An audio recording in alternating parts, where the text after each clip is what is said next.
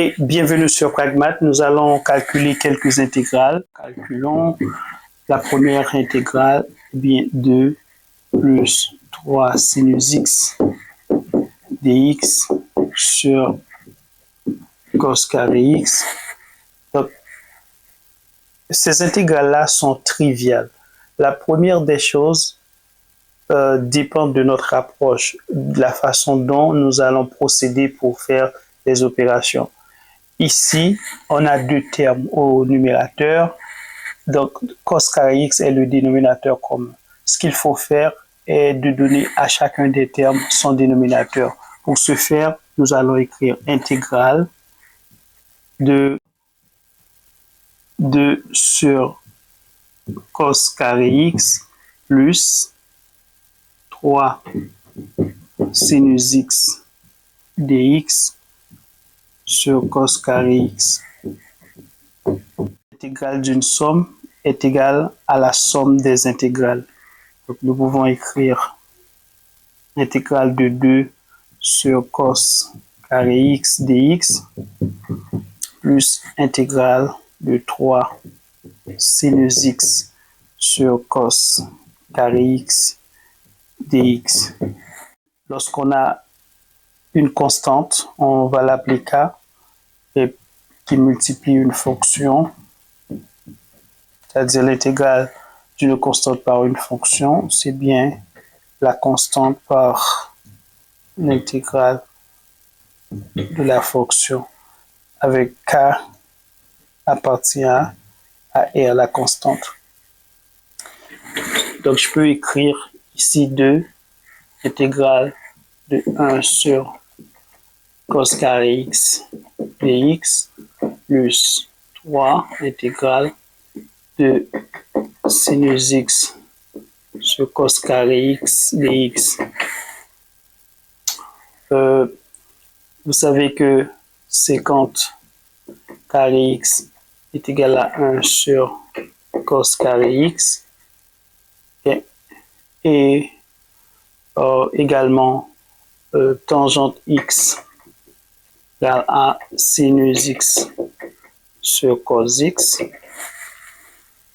Donc ici, nous pouvons écrire 2 intégrales de 50 carré x dx plus 3 sinus x sur cos x par 1 sur cos x. C'est ça? Ok. Donc, 50x, c'est 1 sur cos x. Donc, on va avoir 2 intégrales de 50 carré x dx plus 3 intégrale de tangente x par 50x. L'intégrale de 50 carré x n'est autre que tangente x. Pourquoi? Parce que la dérivée de tangente x par rapport à x donne 50 carré x. Donc, si je prends l'intégrale des deux membres, c'est-à-dire intégrale de la dérivée de tangente x, n'est-ce pas? Dx, l'intégrale de 50 carré x dx. Ok? Vous savez que l'intégrale de la dérivée de f de x, n'est-ce pas, dx, est autre que f de x. Par conséquent, l'intégrale de la dérivée de tangente x, bien sûr par rapport à x, n'est autre que tangente x. Également, vous savez que la dérivée de 50x par rapport à x n'est autre que tangente x par 50x. Donc, si je prends l'intégrale de la dérivée de 50x par rapport à x, ça, donc, ça va me donner l'intégrale de tangente x sécante x dx. Ok. Donc, je peux dire tout ça, c'est sécante x égale à intégrale de tangente x sécante x dx de tangente x plus 3 sécante x plus c de tangente x plus 3 sécante x plus c. Ok. Maintenant, pour notre deuxième intégrale, on a intégrale de 1 plus cos cube x dx sur cos carré x. Donc, c'est la même chose. On va procéder en donnant à chacun des termes son dénominateur. On va dire c'est intégrale de 1 sur cos carré x dx plus intégrale de cos cube x sur cos carré x dx. Donc c'est bien intégrale de sécante carré x dx plus, on peut simplifier par cos carré x, sachant que cos x différent de 0. Donc on va avoir intégrale de cos x dx. Nous venons de voir que l'intégrale de sécante carré x, ça donne tangente x. Et l'intégrale de cos x, c'est bien sinus x. Donc on ajoute la constante. Donc le résultat est bien tangente x plus sinus x plus c.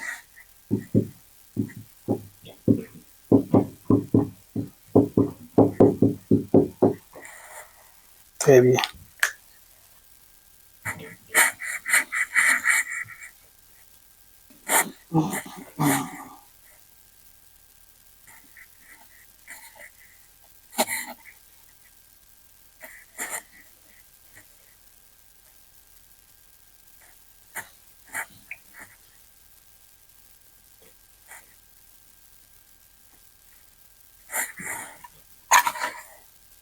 Donc, j'espère que vous avez vu.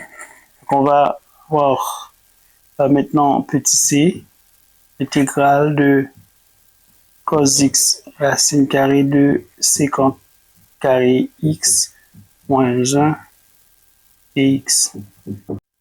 On a l'identité trigonométrique remarquable de sécante carré x égale à 1 plus tangente carré x. Okay? Donc, je peux dire que tangente carré x me donne sécante carré x moins 1. Donc, a égale à b, b égale à a. Si je prends la racine carrée de tangente x, ça va me donner tout simplement plus ou moins sécante carré x moins 1. Mais ici, vous voyez, c'est la même chose, sauf que j'ai la racine carrée de sécante carré x moins 1. Donc, je vais rejeter moins racine carrée de x. Donc, tangente x pour les deux options. Ça pourrait être racine carrée de sécante carré x moins 1 ou bien moins racine carrée de sécante carré x moins 1. Donc ça, c'est à rejeter. On va considérer ça parce que on a cette fonction-là. Pourquoi? Parce que lorsqu'on a le cercle trigonométrique,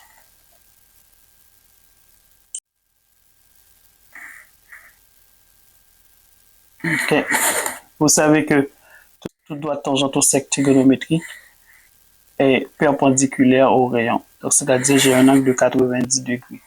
Donc, j'ai l'origine, c'est-à-dire le point central ici, et le point d'intersection entre la droite tangente et l'axe des abscisses. Donc, le point d'intersection, je vais dire, eh bien, ça correspond à ce point-là, je vais l'appeler S. Donc, ça va former la séquente. Donc, ici, j'ai un point, ici A, que j'appelle le rayon OA, et j'ai un point B, ici, que je considère comme étant le rayon aussi, donc OB.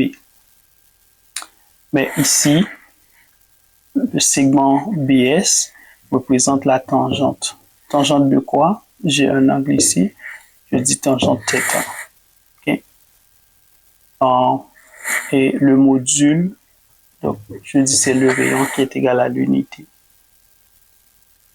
Et par les rapports trigonométriques, vous savez que la tangente d'un angle, c'est bien le rapport du côté opposé sur le côté adjacent. La séquente d'un angle est égale au rapport de l'hypoténuse sur le côté adjacent.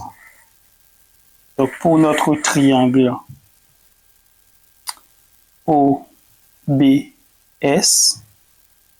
c'est-à-dire rectangle en B, donc on a tangente θ égale côté opposé, ça va être BS sur côté adjacent OB. Or, OB représente le rayon qui est égal à l'unité, n'est-ce pas? Donc, on peut conclure que tangente θ est effectivement égal à BS. C'est pourquoi j'ai mis tangente. Et OS représente la séquente. Vous allez voir pourquoi. Parce que la séquente est le rapport de l'hypoténuse sur le côté adjacent. OK. La séquente, l'hypoténuse est bien OS sur le côté adjacent OB. Nous venons de voir que OB représente le rayon qui est égal à l'unité. OK? OK. Rayon. Donc, OS sur 1. Donc, nous pouvons conclure effectivement que séquente θ est égal à OS.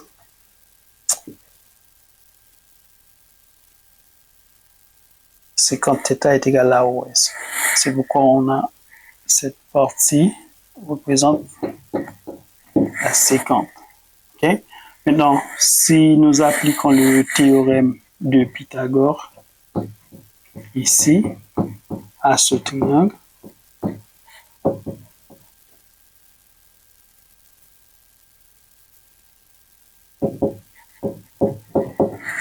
donc on peut dire pour le triangle OBS,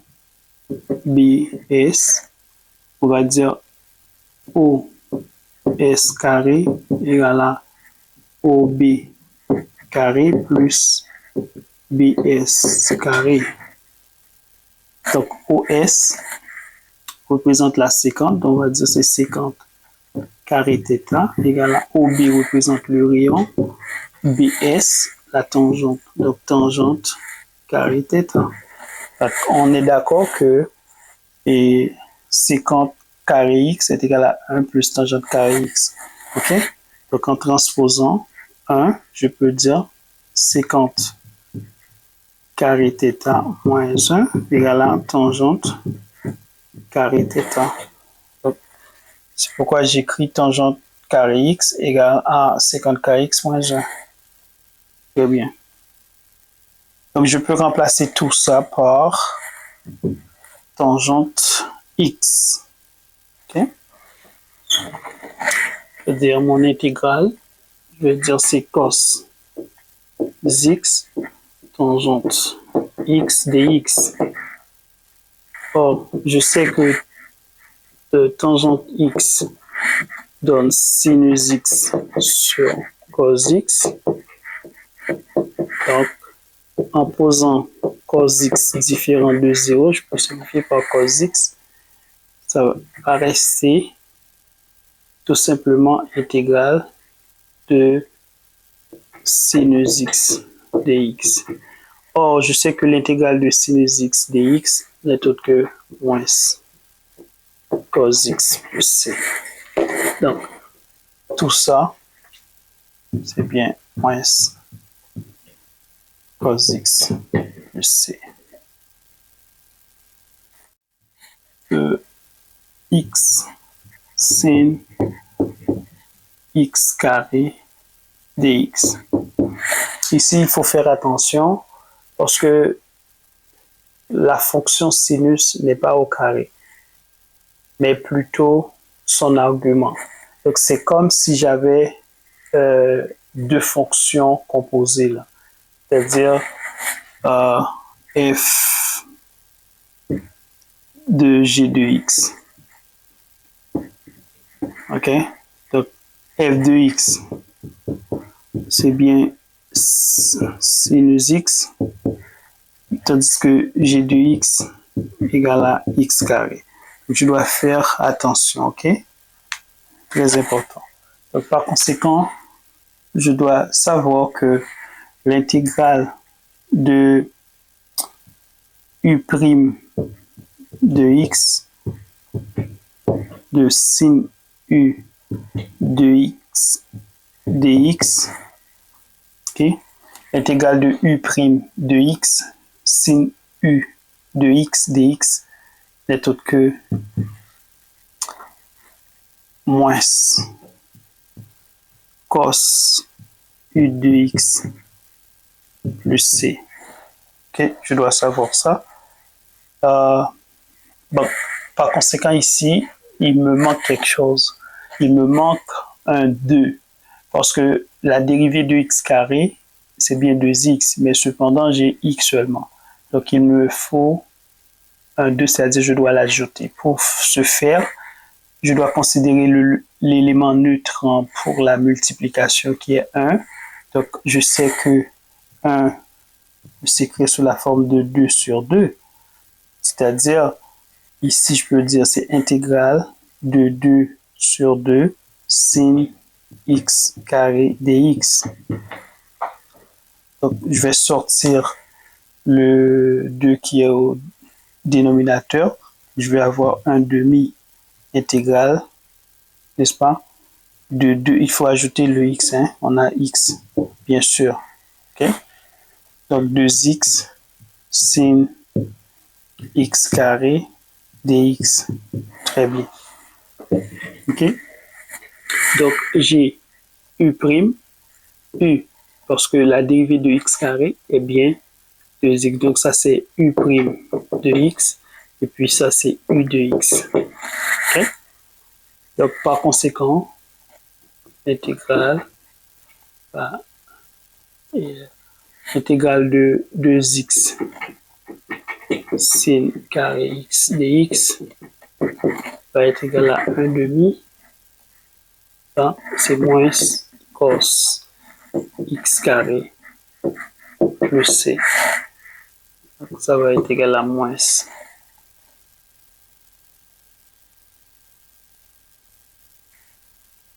1 demi cos x carré plus c. OK. Donc, ça me donne moins 1 demi cos x carré plus c.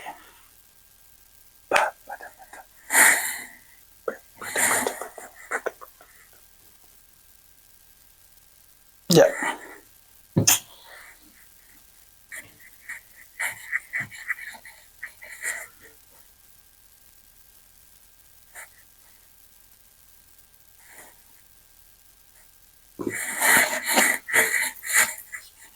Okay. Nous poursuivons. Donc, on a l'intégrale de... Donc, je suis arrivé à petit e intégrale de cos 5x moins 2 dx. Ici, nous pouvons utiliser la méthode de substitution. Pourquoi? Parce que j'ai deux fonctions composées ici. C'est comme si j'avais l'intégrale de f de g de x dx. Okay? C'est ça. Donc, je peux penser à ça. Je sais que lorsqu'on a cette intégrale, ça nous donne tout simplement, c'est g' de x, ok? Et puis f', f'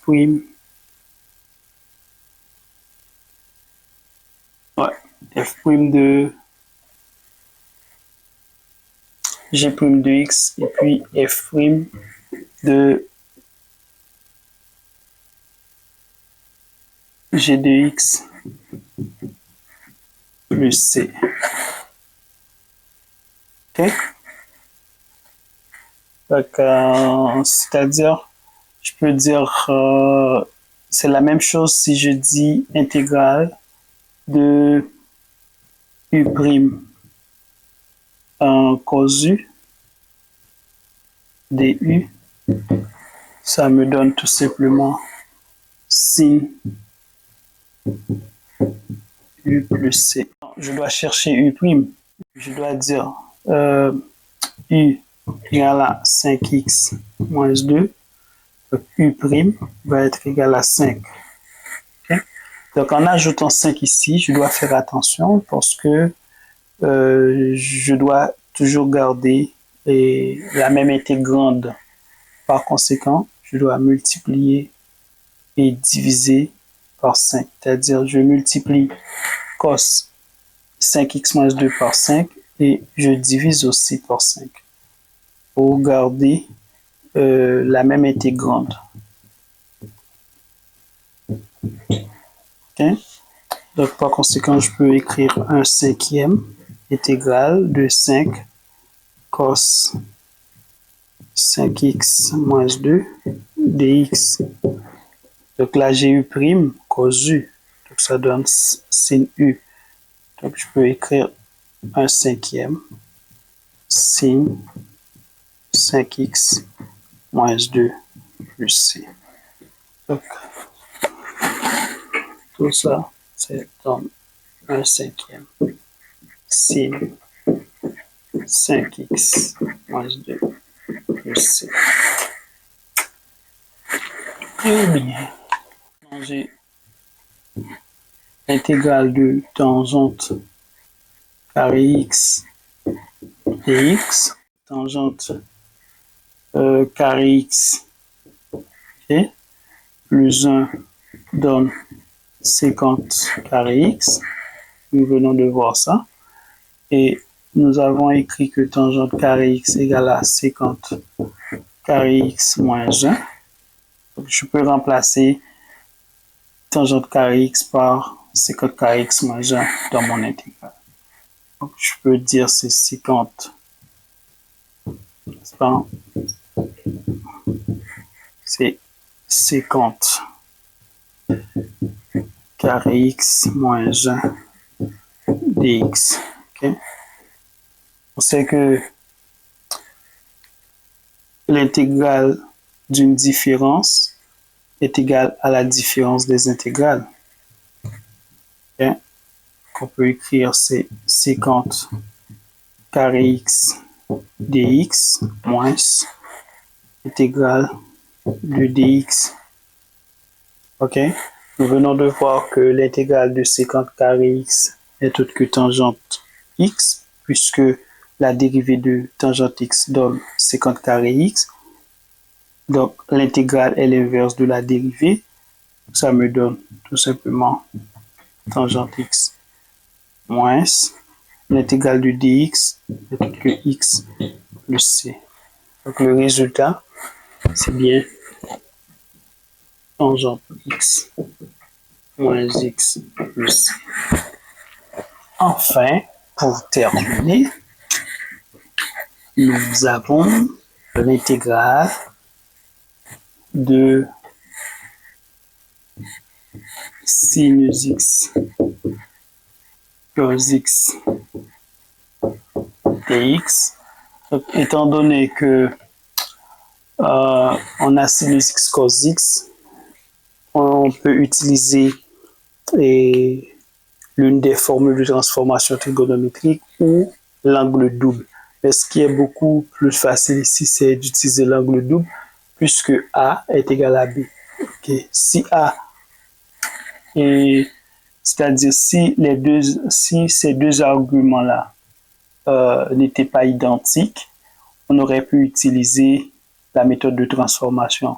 Vu qu'ils sont identiques, les arguments, donc nous pouvons prendre tout simplement l'angle double de la fonction sinus. Vous savez que sin 2x n'est autre que 2 sinus x cos x. Si et seulement si sinus x cos x nous donne 1 demi sin 2x. Donc, je peux remplacer sinus x cos x par 1 demi sin 2x. Je vais dire sinus x cos x dx est autre que l'intégrale de 1 demi sin 2x dx. Okay.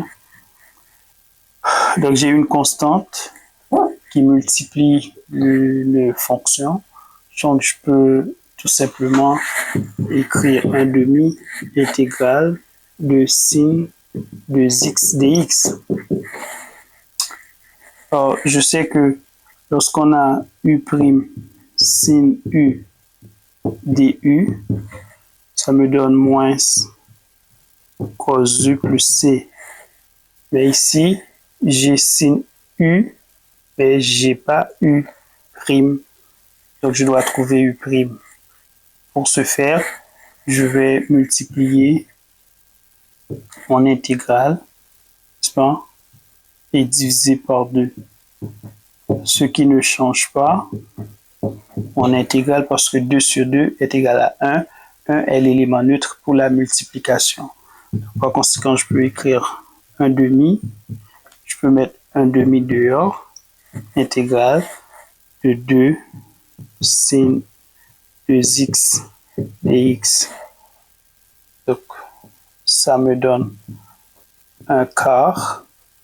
Intégrale de 2 sin 2x dx. Donc, l'intégrale de 2 sin 2x dx n'est autre que moins cos 2x. Donc, je peux dire c'est moins un quart cos 2x plus c. Ça, c'est le résultat. C'est moins un quart cos 2x plus c. Donc, j'espère que vous avez compris.